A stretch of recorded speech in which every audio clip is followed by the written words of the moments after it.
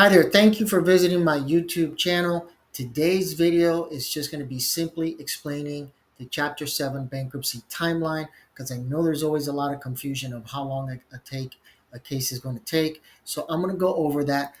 The information, of course, varies per case, and I will tell you one funny issue, and that's why I put here depends. There's always that client who calls and says, you said this case would take 3 to 4 months. It's been 8 months. Why are you taking so long? Okay. You haven't paid me yet. You haven't paid the court costs yet. So that's why it's taken 6 months. Come pay me and you'll see how fast I can file this. Now, the issue of money, and you can see that video that I had just posted earlier, I think it was yesterday, regarding the issue of attorney's fees. Understand that there is a difference between attorney's fees and costs. The costs get paid at the end. So even if you paid your attorney's fees until you pay the costs, which is the filing of the bankruptcy petition with the courthouse, I think exactly $334.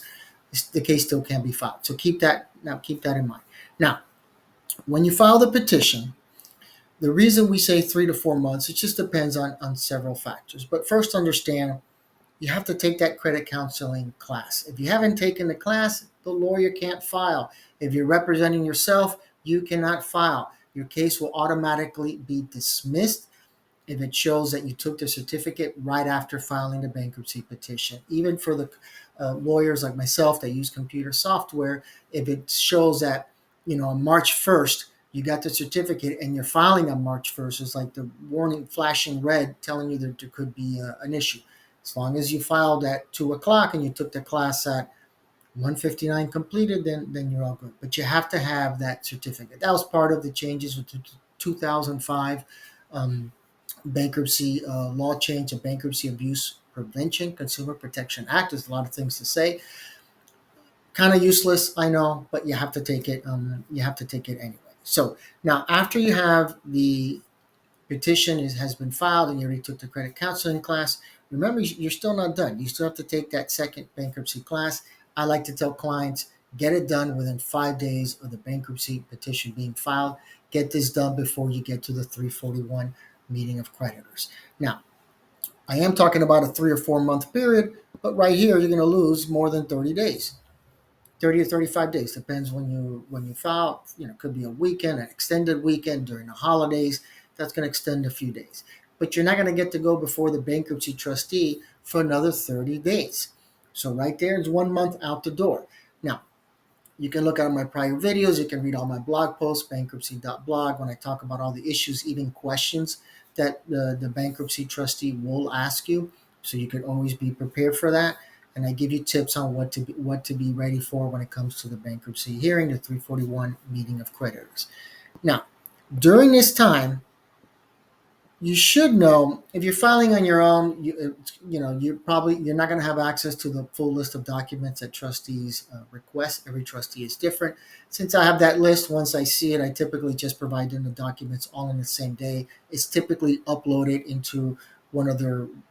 They'll have like a link on their website that's all encrypted, and you can upload the information there directly. But if it's not, and the trustee, you're filing on your own, the trustee is going to take 7 to 10 days easily to send you the information, whether by mail or whether received by email. So keep that in mind.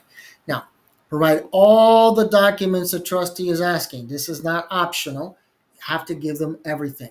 If they ask for 1 year of bank statements and you think it's excessive, maybe it is, but you better give it to them. Because if you go to the 341 meeting, two things could happen. The case gets extended, hopefully, right? That'd be the perfect thing.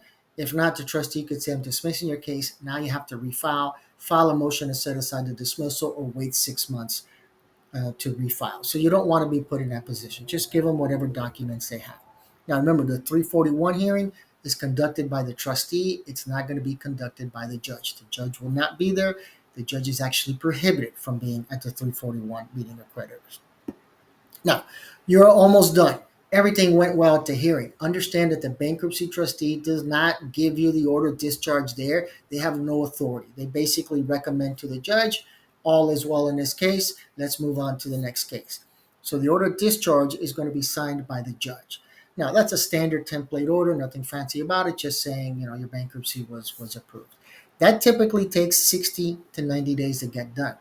There's your 3 month period, 3 or 4 months. Just depends on obviously how backlog the judges and how fast they can get to sign all these orders. Remember, it's not just your case; it could be hundreds of cases that have been filed in a 1 month period. It could be thousands, just depending on the district. So it does take time. Now, this is very important. Keep everything the same. If you're going to win the lotto, win it later.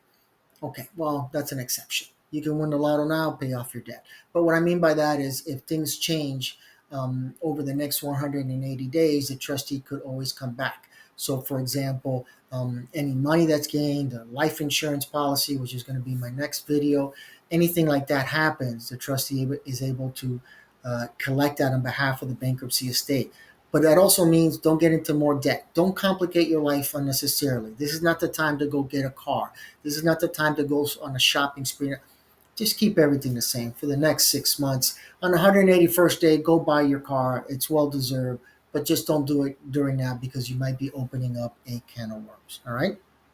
Now, as always, if you're a college or university professor or paralegal instructor looking to access my textbook, you can get that information on in the description. And of course, if you're a paralegal student and you're using my textbook in your courses, always feel free to watch the videos, post comments. I'll be happy to reply to you, and check out my blog, Bankruptcy.blog, so you can get a better understanding of everything. For the rest of you, the consumers, same thing. Any questions, feel free to post them in the comment section, and I'll make sure to reply to you. All right. Good luck to all of you, and continue towards that path of financial freedom.